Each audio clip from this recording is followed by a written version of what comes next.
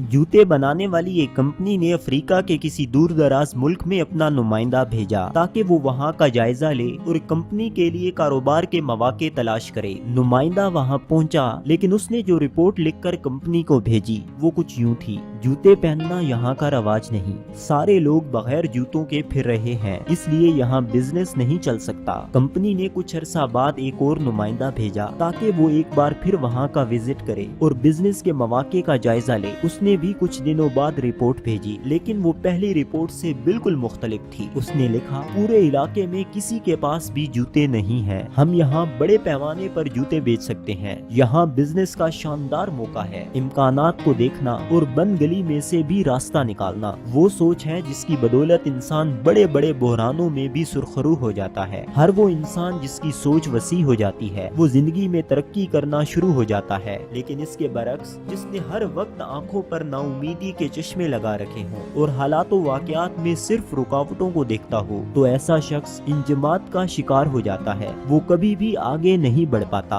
रोजामुंड stone gender leadership coach, जबकि Benjamin gender एक musical director हैं। इन दोनों ने मिलकर 2000 में एक किताब लिखी जिसका नाम द आर्ट ऑफ पॉसिबिलिटी है। ये एक शानदार किताब है जो इंसान की तख्लीकी सलाहियत को उजागर करती है और बताती है कि हम अपनी जिंदगी के मसाइल और मुश्किलात को कैसे बेहतरीन अंदाज में हल कर सकते हैं। इंसान के इर्द गिर्द बेशुमार तरह के मनफी और मायूस कुन हालात होते हैं। हालात के सख्त भंवर के बावजूद खुद को मुस्बत रखना और अपनी तख्लीकी सलाहियत को मसाइल के हल में इस्तेमाल करने का गुर ये किताब सिखाती है। इस किताब में 12 अबवाब हैं जो कारी को प्रैक्टिकल अंदाज में जिंदगी गुजारने का ढंग सिखाते हैं। आइए उनका जायजा लेते हैं। नंबर 1, हर चीज इजाद करदा है। हम अपनी दुनिया में जो कुछ भी देखते हैं और जो भी कहानियां हमारे कान सुनते हैं, ये सब चीजें इजाद करदा है। इंसानी ज़हन ने इन चीजों को पहले सोचा, फिर उसको अमल में लाने की कोशिश की, बार बार कोशिश की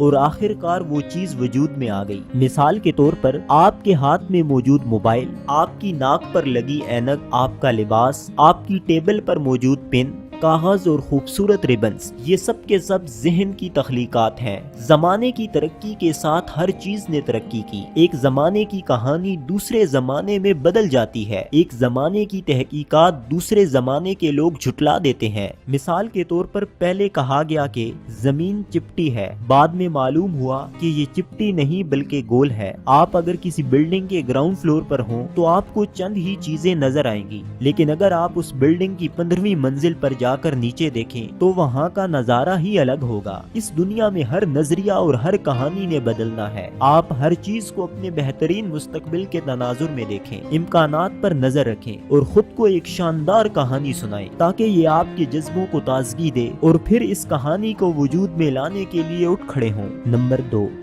इम्कानात वाली दुनिया की तरफ बढ़ें। हम एक मशरूत जिंदगी गुजार रहे हैं। यहाँ हर चीज को मापा और तोला जाता है। आप यूं करोगे तो कामयाब हो जाओगे। आपके पास ये चीजें हैं तो आपकी जिंदगी आसान है। ये वो बाउंड्री है जिसने इंसान को घेर लिया है। हमें चाहिए कि ऐसी शराइत की बजाय इम्कानात की तरफ देखें, उम्मीद पसंद बने, अपने आप से पूछें कि मेरे लिए बेहतरीन इम्कानात क्या क्या हो सकते हैं और मायूसी का वो कौन सा ख्याल है जो मेरी सोच को महदूद बना रहा है। अपने दिल को इम्कानात के लिए खोल दें और उसकी तरफ बढ़ना शुरू हो जाए। नंबर 3, ए ग्रेड दें। कुदरत ने आपको जो सलाहियतें और काबिलियतें दी हैं उनकी बदौलत दूसरों की मदद करें। आपके इर्द गिर्द जो लोग हैं उन्हें ए ग्रेड दें, यानी अपना बेहतरीन आप दें। अगर उनमें कोई कमजोर इंसान है तो उसकी इज्जत करें, उसको बेहतर बनाएं और उसको ए ग्रेड तक लाने की कोशिश करें। जब आप किसी को उसकी मंजिल पर पहुंचाएंगे तो वो दिलो जान से आपकी इज्जत करेगा। नंबर 4, अपना हिस्सा डालें। रोज सुबह उठकर एक नए दिन का शुक्रिया अदा करें और ये अज़्म करें कि कुदरत ने सलाहियत, काबिलियत और बेहतरीन शख्सियत की सूरत में मुझे जो तोहफा दिया है, इसकी बदौलत मैं अपने काम को शानदार कैसे बना सकता हूँ। मिसाल के तौर पर आपने अगर कहीं प्रेजेंटेशन देनी हो तो आपको यही फिक्र होगी कि मालूम नहीं लोगों को ये कैसी लगेगी। ये चीज आपको तनाव में डाल देती है। लेकिन अगर आप अपनी तमाम काबिलियत को अपने काम को बेहतर करने में लगा दें और खुद को पुरसकून कर लें لیں گے تو آپ اس پریشانی سے بچ سکتے ہیں۔ روزانہ یہ سوچیں کہ میرا کام کس قدر اہمیت کا حامل ہے، اپنے کام کو کمال کے ساتھ تکمیل تک پہنچانا کس قدر ضروری ہے۔ اگر میں اپنے کام کو بہترین انداز میں مکمل کر لوں تو اس کا میری شخصیت پر کیا اثر ہوگا۔ یاد رکھیں، آپ بہترین پرفارمنس تب دے سکتے ہیں جب آپ ماضی کو بھلا دیں، مستقبل کے اندیشوں کو ذہن سے نکال دیں اور لمحے موجود میں رہیں۔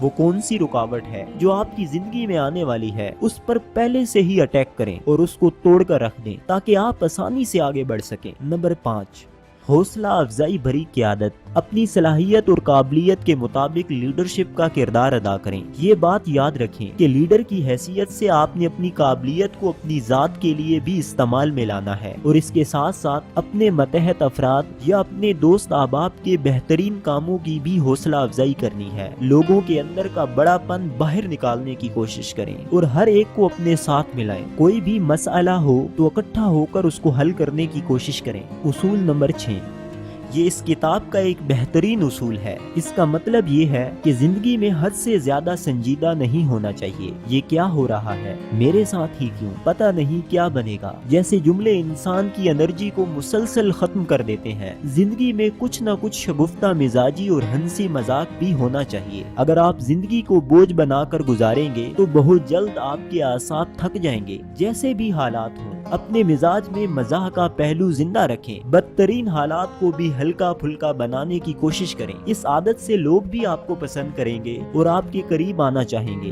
نمبر 7، حالات کو قبول کریں۔ زندگی کے وہ حالات اور چیزیں جنہیں آپ تبدیل نہیں کر سکتے، انہیں اسی طرح جانے دیں۔ ان چیزوں کو دیکھیں جو آپ کے دائرہ اختیار میں ہے اور جو اس دائرے سے باہر ہیں ان کے لیے فکر مند نہ ہوں۔ جب آپ اس چیز کو تسلیم کر لیں گے تو آپ کے اندر آگے بڑھنے کا جذبہ مزید بڑھ جائے گا۔ یاد رکھیں، معاشرے کے لیے فائدہ مند چیز تخلیق کرنا آپ کی صلاحیتوں کا بہترین استعمال ہے۔ اپنا دل امکانات کے لیے کھول دیں، صرف اپنی ذات کے لیے نہیں بلکہ معاشرے اور پوری قوم کے لیے سوچیں۔ اپنی سوچ کے دائرے کو جس قدر بڑا کریں گے، آپ کے کاموں کا اثر بھی اس قدر بڑا ہوگا۔ نمبر 8، جذبات تازہ دم رکھیں۔ آپ نے پہاڑوں سے نکلتے دریا کو دیکھا ہوگا، وہ کس قدر زور و شور کے ساتھ نیچے کی طرف بہ رہا ہوتا ہے۔ وہ بیچ در بیچ راستہ بناتے ہوئے نشیب کی طرف بڑی روانی کے ساتھ بہتا ہے۔ دراصل وہ اپنی پچھلی زندگی چھوڑ کر نئی زندگی کی طرف بڑھتا ہے۔ آپ بھی زندگی کے ہر پل کو جوشیلے انداز میں گزاریں، اپنی منزل کی طرف پورے جذبے کے ساتھ بڑھنا شروع کریں،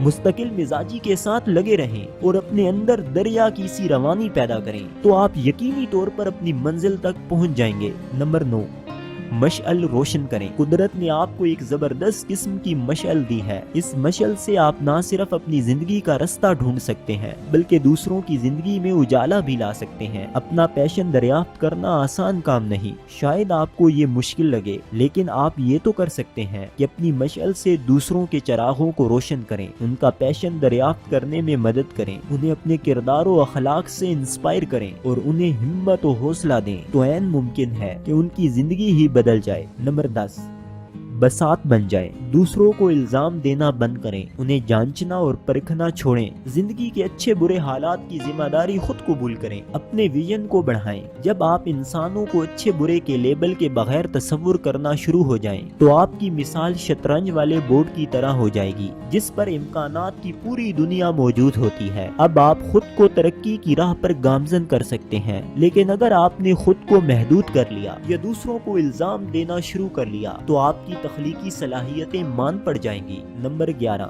امکانات کی دنیا بنائیں۔ لوگ زندگی میں کچھ بڑا کرنا چاہتے ہیں، وہ آگے بڑھنا چاہتے ہیں، وہ مشین کی طرح ایک لگی لپٹی زندگی نہیں چاہتے۔ آپ کی ذمہ داری ہے کہ آپ انہیں ایک عظیم ویژن کے لیے انسپائر کریں، انہیں متحد کریں، ان کے امکانات کی دنیا بنائیں، انہیں معاشرے کی خدمت کے لیے تیار کریں۔ آپ انہیں یہ تصور دیں کہ جب انسان ایک دوسرے کے ساتھ مددگار بنتے ہیں تو ان کے مسائل حل ہونا شروع ہو جاتے ہیں۔ نمبر 12، میری کہانی کی جگہ ہماری کہانی بنائیں۔ ہمارے معاشرے میں ہر شخص میں اور تو کی گردان کر رہا ہوتا ہے۔ یہاں انفرادیت کی سوچ زیادہ جبکہ اجتماعیت کی سوچ بہت کم ہے۔ آج انسانیت کو اجتماعیت کی بہت ضرورت ہے۔ اگر کسی انسان کے گھٹنے میں شدید درد ہو تو اس کی ساری توجہ درد والی جگہ پر ہوتی ہے، اس کا ذہن اسی کے بارے میں سوچتا ہے، آنکھیں درد کی دوا تلاش کر رہی ہوتی ہیں، ہاتھ بھی اسی جدوجہد میں ہوتا ہے کہ کچھ ایسا کیا جائے جس سے گھٹنے کا درد کم ہو جائے۔ ہم سب انسانوں کی مثال بھی ایک جسم کی طرح ہے، ایک کے درد کو سب کا درد ہونا چاہیے، اور یہ احساس تب ہی مضبوط ہوگا جب ہم اپنی بول چال میں میں کی جگہ ہم کا لفظ استعمال کرنا شروع کر دیں، میری کہانی کی بجائے ہماری کہانی بنائیں۔ دوستوں، یہ تمام معلومات روزامونڈ اسٹون زینڈر اور بینجامن زینڈر کی کتاب دا آرٹ آف پاسبلٹی سے لی گئی ہیں۔ جڑے رہیں اور سیکھتے رہیں کامیاب مصنفین کے فلسفے اور تصورات۔